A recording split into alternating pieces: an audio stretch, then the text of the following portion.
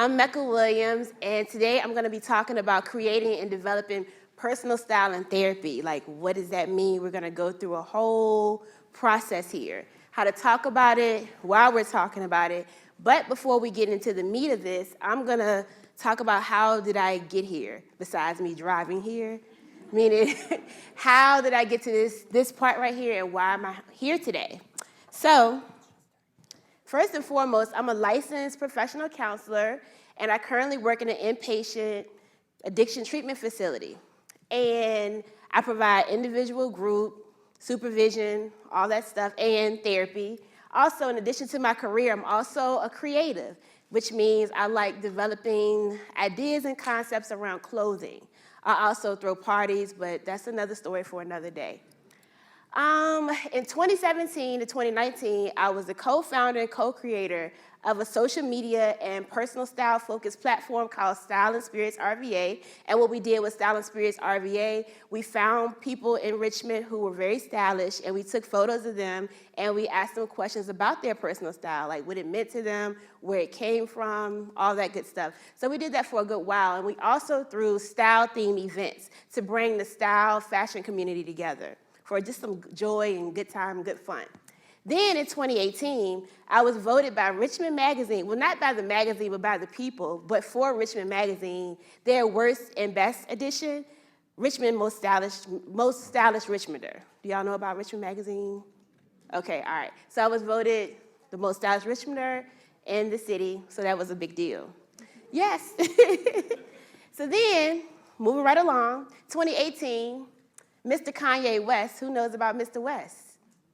Okay, rapper, okay. So he had a meltdown on TMV, which we consider a meltdown. And it was very clear to me what was going on. It seemed like that he was possibly having a manic episode and it was not going well. But what I realized was social media's response was unkind, not compassionate, and just not understanding. And I became extremely frustrated. So I called up some colleagues and was like, hey, we need to talk about this, and we need to have an educational forum in our community, my community, which is the Black community, to talk about what mental health symptoms look like, because it was very clear that we just didn't know. So I got inspired by Kanye. Also, Kanye, speaking of fashion and style, Kanye is a fashion icon, not just a rapper, and he's also become a billionaire because of his sneaker and his clothes.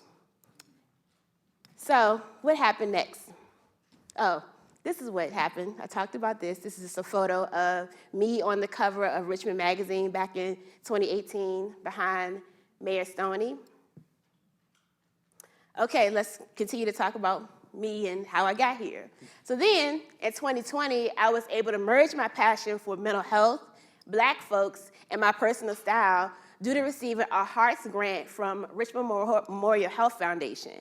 And with collaboration with ECA, and it's a nonprofit organization, and I created the Style Effect Project. In 2020, Style Effect Project produced a video series where I interviewed people in Richmond who were very stylish, and they also talked about their mental health issues. So I had a video series, and that's still on YouTube, and I also had them talk about how they use their personal style as a coping mechanism to deal with their mental health issues. Then I co-facilitated a style-themed mental health panel that focus on just various mental health issues that's not talked about in the Black community. What else did I do? 2021, Style Effect curated a style-themed Black Mental Health Week that was just past October.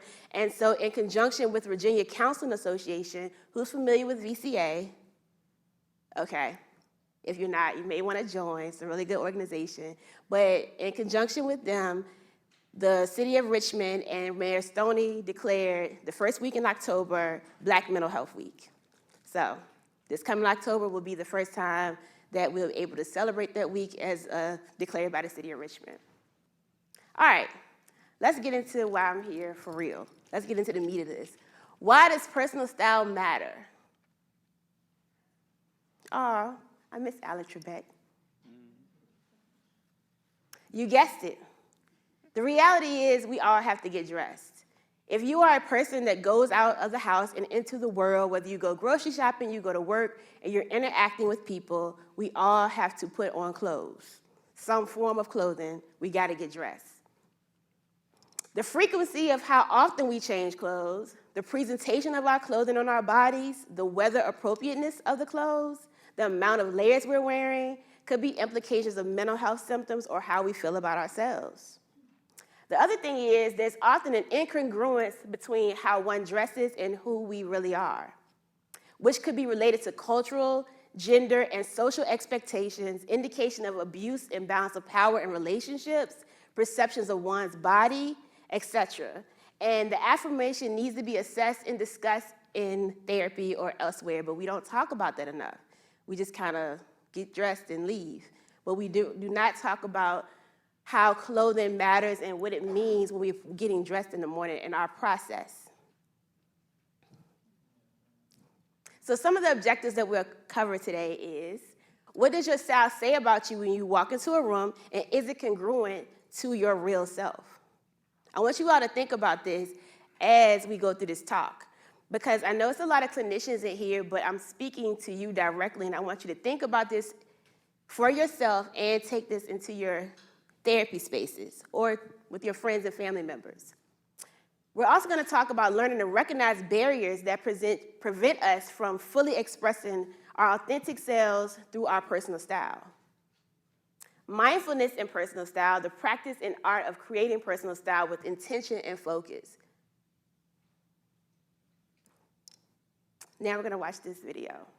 The video that we're about to watch is a commercial with Iris Apel. She's a 100-year-old style icon, and she recently did a collaboration with H&M, and I felt that this video was appropriate for the topic.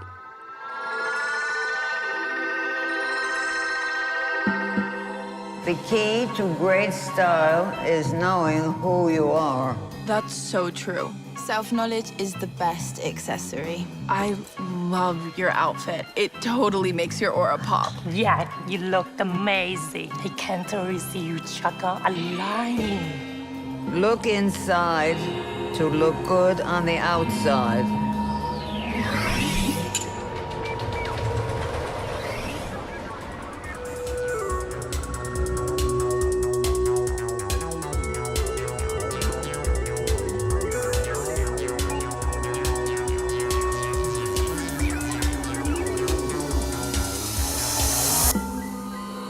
Only when you dress like yourself are you free to think like yourself.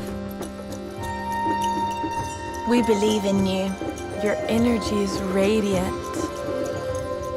You found your inner Iris. Okay. So basically in that commercial, it focused on, she talked about making sure that your personal style is basically reflective of who you are. It's an inside-out job. What does your style say about you when you walk into a room? Development of personal style is an inside-out job, and the more you are in tune with you and you give yourself permission and freedom and voice to share this art of style. Again, let me repeat myself. The more you become in tune with yourself and you know yourself, you understand this is an inside-out job. Your personal style should reflect who you are inside on the outside. It should be no question when you walk in the room what you are about. Understanding that you are an ever-changing and ever-evolving human being just trying to figure it out. So what you knew yesterday may not be true for you today. And it's okay to give yourself permission to try various styles until you hone in on what's for you in the moment. Meaning, it does not suit us to hold on to old information. When we gain new information that resonates with us in the moment, it's time for us to change. A lot of times we hold on to old information because we were told to do so, or it's uncomfortable to make the change. But that goes also with our style. The way a person decides to dress themselves speaks volumes. It gives clues about our likes and dislikes, comfortability within self, or the setting, and if we want to fit in or stand out, whether they want to be seen or unseen. If you're focusing on self-awareness, self-advocacy, and self-accountability, your personal style should reflect how you think, view the world, how you feel, and how you want to feel, and how you move in your daily life. And in the world, what you value and some references from your origin story. How you show up in a room is a form of representation and self-advocacy. Our style gives us a voice when we don't have the words to speak. It speaks for us before we open our mouths. When we're wearing clothes that do not reflect any part of our authentic self, you have essentially put out the energy that I don't matter. So this is a picture of me. I just talked about our style should be reflective of our origin story, what we like, what we dislike, our values. So I'll just kind of break down this outfit. So one of parts of my origin story, my history, when I was growing up, my mother used to wear a lot of sunshades. I grew up in the 80s, 90s, and that made an impression on me. I didn't wear them back then, but I thought they were great, and so I wear a lot of sunshades now. It's like paying homage to my mom. I like a lot of color. I love bright colors. I like patterns. I like layers. So as you can see, gray is like really neutral and toned down. So I could not just live with coming out the house with just some gray on. So I had to layer it with something that's bright and orange and fun. My leggings have a lot of patterns. I care about that. The other thing that I value is Black people. And so 3 of the items that I have on are made by Black designers. That is very important to me. So that goes back to being intentional. So I like to support Black minority businesses. And 2 of the items are made by Black women. So that's just an example of what I previously alluded to. Understanding who you are, you understand what you value, what you care about, what you like, what you dislike, all that good stuff. It should be reflected in your style. Let's talk about barriers. So as a therapist, this comes up, not often, but a lot of times about people being worried about they want to dress one way, but don't feel comfortable. And a lot of different conversations about the barriers. Body image, that's a big thing that comes up. I gotta wait till I lose weight. I gotta wait till I gain weight. I don't like my back rolls. I don't like, my legs are too short. My face is too round. I hear this all the time. So that's one big barrier is body image issues. But if you think about it, who are we comparing ourselves? Who told us this? Where are these rules? Where are these arbitrary rules about what you need to look like and what your body should look like before you put on nice clothes that you like? Who came up with this stuff? We have to start challenging where did we get these messages? Another barrier, trauma. Sexual trauma is a big thing that comes out when we talk about clothing. Some people don't feel comfortable wearing clothing that may show more of their body or figure because historically for them it's a trigger. It may have something to do with being raped. Also trauma, being body shamed, that's trauma. And so that's another barrier that we need to consider when we're talking to people about why they don't want to wear the clothes that they would like to wear. Anxiety related to the gaze. So this is just something that it's not made up, but kind of.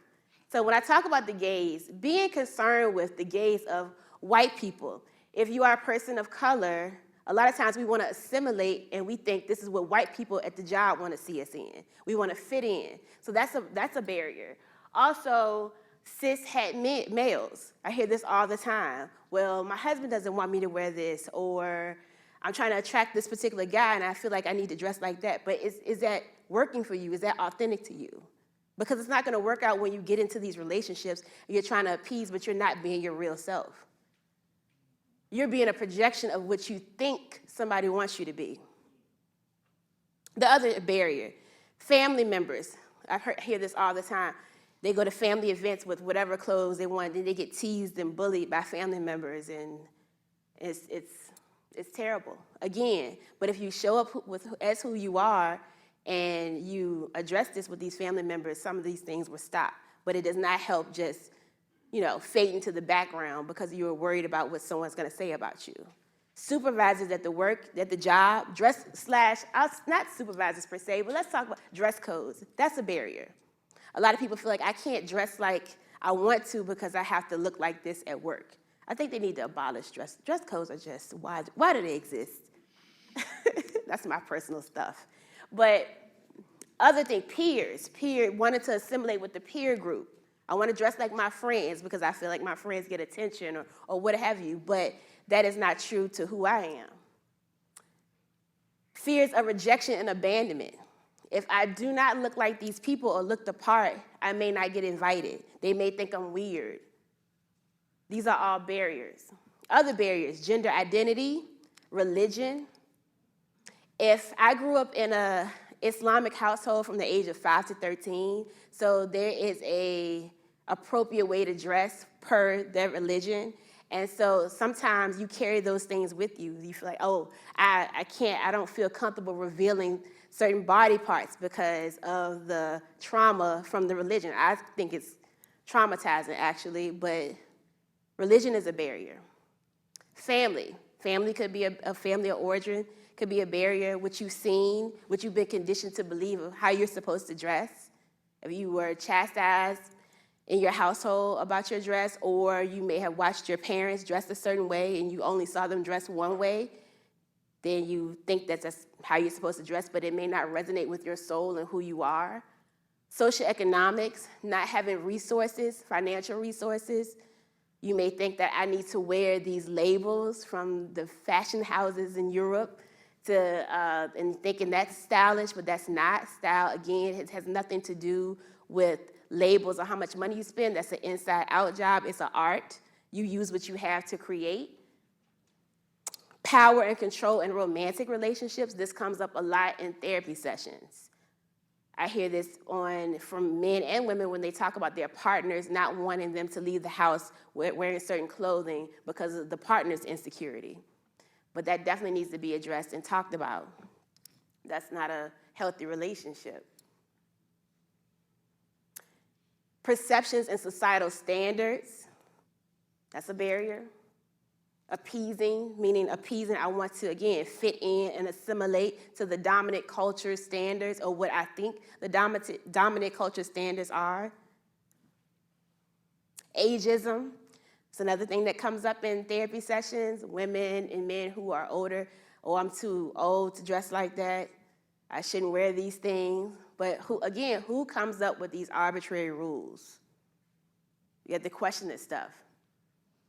Gender influence, being influenced by same sex, opposite sex, okay, you identify as a woman or identify as a male, and you should dress like this. Again, who makes these rules? And disabilities, another barrier. So, we combat the barriers by simply taking a stance and resisting the norms by challenging what we have been told and sold and adorning our bodies with the clothes that resonate with our soul. So let's look at some images of some barrier breakers. So I found some pictures of some Instagram influencers, and one is a woman, she identifies as disabled, and she's in a wheelchair, and she's super stylish. We have another woman, she is 60 plus, I believe, and she's basically a huge style influencer in her genre. We have Billy Porter. Billy Porter has transcended and broken barriers as far as, wearing all sorts of clothing that's deemed more feminine, masculine clothing. He's definitely like an icon, and he's an actor if you don't know who Billy Porter is. And then we have Nell. Nell is from DC, and she's breaking barriers for Black women, Black plus-size women. Super stylish. Okay, let's talk about mindfulness and developing personal style. I think we all kind of have an idea of what mindfulness is, right? Right? I hope so. Okay, if not. According to Dr. John Kabat-Zinn, mindfulness is paying attention on purpose in the present moment, non-judgmentally, as if your life depended on it. Let me repeat that. Paying attention on purpose in the present moment, without judgment, as if your life depended on it. A way to be in a wiser relationship with things that are going on in our lives and not at the mercy of our emotions. What does that have to do with getting dressed? Imagine if you applied this to how you chose the clothes that you wanted to wear. If you were more intentional, more non-judgmental about your body and all these other things, and you just allowed yourself to be present with the clothes that you chose, imagine what your style could be. It could be your style. Developing a personal style that is true to your authentic self takes attention, intention, and focus. It's being in the zone, as I call it. And when you're in the zone, you allow yourself to create from the heart and are able to disengage from limited thinking, those barriers that we just talked about. Your focus is creating solely in the moment. I'm coming up with the look, I'm not stressing myself out, and I'm gonna go with it because it resonates with me. Mindful styling allows you to figure out textures, shapes, fits, colors, patterns, and designs that speak only to you. Being in the zone can assist with decreasing anxiety and depression, the depressive symptoms, and raise self-awareness. A lot of times when people kind of just end up throwing on anything that's not true to them, throwing on anything as in clothing, because they become anxious. And they just end up wearing the same things over and over again because they think it works for them. And it becomes a stressful process, but it does not have to be a stressful process if you have attention and intention and focus. Just like you apply mindfulness techniques to any other area of life, this could be definitely applied to you taking time to choose the clothing that resonates with you. When you find yourself overthinking an outfit and becoming stressed out, stop and pause. I know when I find myself doing that, I'm like, wait a minute, this is not it. Like, I'm doing too much. Let me get back to this. Just take a minute, pause, and really ask yourself, what's going on? Why am I overthinking this? Then you'll come up with an answer. And a lot of times the overthinking is attached to the barriers. Be with yourself and lean into your own understanding throughout the process. Ask yourself if you're comfortable in the clothes, move in the clothing. Once you found your fit that you wanted to wear, try it on, walk around in it, feel it on your body. Notice the details in the clothes which will lead you to accessorizing and other aspects of styling the outfit. Remember, this is an inside-out job. It comes from in here, and it shows on the outside. You'll become more relaxed when you take ownership of your style, and it will show. The anxiety comes when you're forcing yourself to wear things that does not vibe with your essence. Here's some other things to consider when we talk about creating and developing personal style. Going out in the world wearing an outfit that was curated with intention resonates with others. So what that means is a lot of times when you have owned your own style, 9 times out of 10, someone's gonna compliment you. Once you get that compliment, everybody's happy. The person that sees you, they're happy to see you. I've never had an experience where someone complimented me and had a frown on their face. They're smiling, I smile, and serotonin levels are raised. It feels good. And it also encourages you to continue to do you. Because then now you found out, oh, this works when I step out like me. It's a mechanism to express vulnerability. What does Brene Brown, the great Brene Brown say about vulnerability? Vulnerability is the key to connection. It also decreases shame. So when you are literally stepping out in the clothes that you want to wear, dressing like your authentic self, you're wearing your heart on your sleeve. Speaking of connection, it could be a conversation starter. When you're dressed as your authentic self, you are more comfortable in the world, and you may meet the love of your life, your next job opportunity, a good friend, a business connection, a mentor, and or a guru. If I could tell you how many times in my life I've connected with people and became friends with people, had relationships with people because of how I show up in the world. Literally. I just had an experience. I went out of town, and it started off with me receiving a compliment, and it ended with exchange of numbers and meeting new people and meeting new friends that I'm keeping in contact with now. This is an ongoing thing for me. I don't do it to go get friends, but this happens by way of me showing up as myself.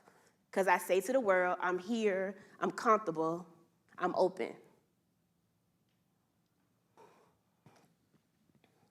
Personal style is a gift. Through the gift Through the gift, you inspire others to be themselves. Also, it's an act of self-care. Okay, now, this is your turn to ask me some questions.